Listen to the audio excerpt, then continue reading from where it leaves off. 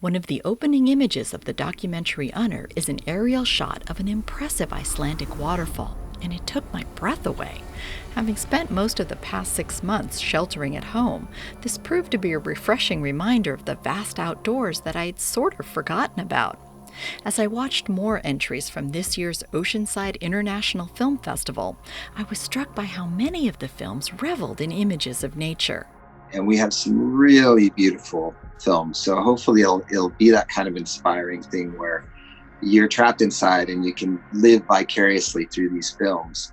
Just some beautiful films that are in our sustainable block or even in our kind of social justice stories that'll take you on a trip. Photojournalist takes a trip from Central America on the train, trying to come to America, following the children trying to immigrate. In The Roads Most Traveled, photojournalist Don Bartletti invites us into his world. It bothered me at first to see dead bodies, to see injured people, to see suffering. Then I learned that, I can hide behind the camera only so long before I can't see through the viewfinder because tears are coming down my eyes. But if I couldn't stand to do that, I would do something else. I shouldn't do it. It's not for everybody. The goal here is to teach viewers this is what happened behind the scenes.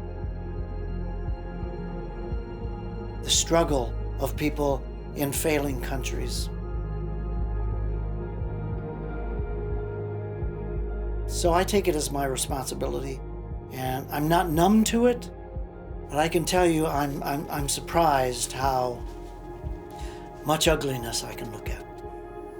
The film is part of the Culture Block. The festival has 8 programming blocks that include the categories Dark, Sustainable, Golden Hour, Lineup, Change, Coming of Age, and Art House. And we really like to have themed blocks. So we have these themed blocks of films that may not be just documentaries or just love stories. There might be a mix in there and they're tied together somehow by another thread that's moving through the stories. Niles hates to cite any favorites, but he does have some. One of my most favorites is Eat the Rainbow, which is kind of a musical short, really interesting, but a very deep social consciousness issue is really the main storyline, but they approach it in such an interesting, creative way. We'll become some sort of a neighborhood melting pot then.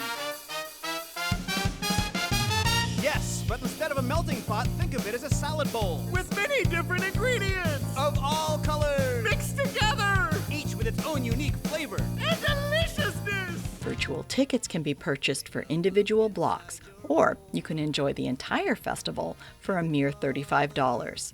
Beth Accomando, KPBS News.